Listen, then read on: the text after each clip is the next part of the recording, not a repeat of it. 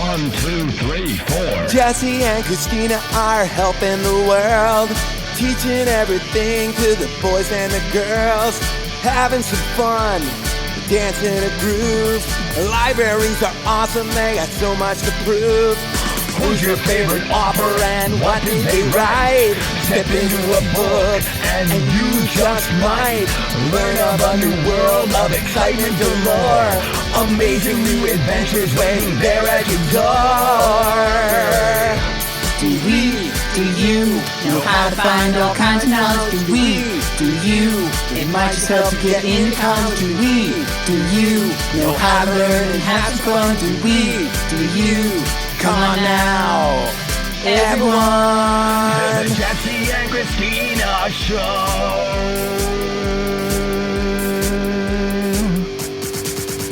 Hey boys and girls, I'm Miss Christina. I'm Mr. Jesse. And we're here at the Burton Public Library for the Jesse and Christina Show. First installment.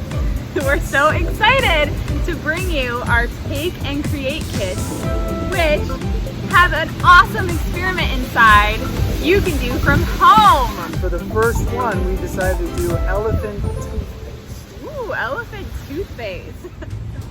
All right, before we start the experiment, the first thing you're gonna wanna do for safety is put on your safety glasses. All right, so this is what you'll have with your kits. You have the instructions. Those are going to be very important and guide you through. You're also going to have your very own safety goggles. You're going to have a little bit of dish soap. 1 tablespoon of dry yeast. We have a little wooden stirrer. We're going to use that with water and the yeast to mix them together. And a 1/2 cup of hydrogen peroxide. And 1 cup. All right, Mr. Jesse just went through what your kit includes. And now I'm going to talk about what you need from home. You will need a cup of warm water, a bowl, and if you would like, some food coloring to use in the experiment. Let's do this! Elephant toothpaste. First thing you're going to need again are your safety glasses. Good reminder. And also, this does have a name toothpaste, but please do not eat it. Yes. Or try and brush your teeth with it. Gross. Yeah. All right, first things first. Go ahead and place your cup in the middle of your cookie sheet. Right. The first thing we're going to add is our hydrogen peroxide. Let's do it. Carefully take the lid off. Dump it in to the cup.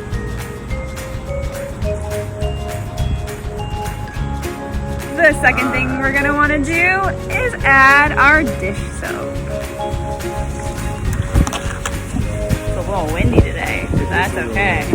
All right, once you add your dish soap, go ahead and swirl that around to get the stuff all mixed up in there. That soap and that water, just a little swirl, nothing too intense. And here's the food coloring option if you want.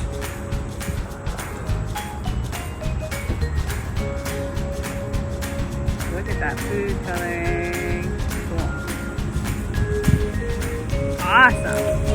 Right. All right, after your food coloring, in a separate container, which is where our bowl comes in, you're gonna wanna mix your yeast, right? So, you can see your 1 tablespoon. Pour that in there. And 3 tablespoons of your warm water. So we have 1, 2, 3. Now you can use, thank you, your wooden stir.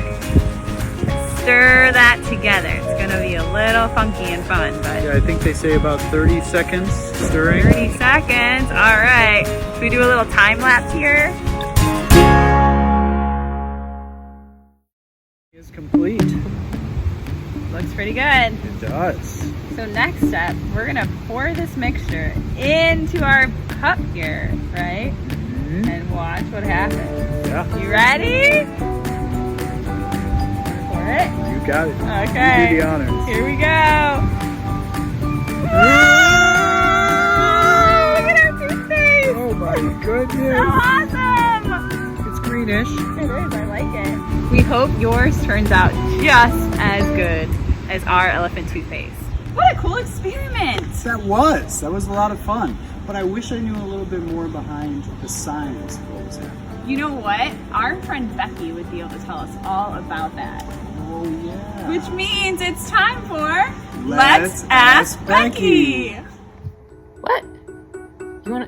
You wanna know the science? Really? Cool. Here's the science behind your experiment. Hydrogen peroxide breaks down into water and oxygen. Normally this happens very, very slowly, but we want it to happen fast, so we have to add something called a catalyst. And in this case, we're gonna add yeast. So the oxygen is a gas and it wants to escape. So bubbles are formed, but because you have dish soap forming a surface tension on top of it, the bubbles are trapped and they can't escape, and that is what makes all the foam. Now the foam will keep happening until either you run out of hydrogen peroxide or you run out of yeast, and then your experiment's done. I'm glad you asked. The science is the coolest part. 1, 2, 1, 2, 3, 4. Jesse and Christina are helping the world.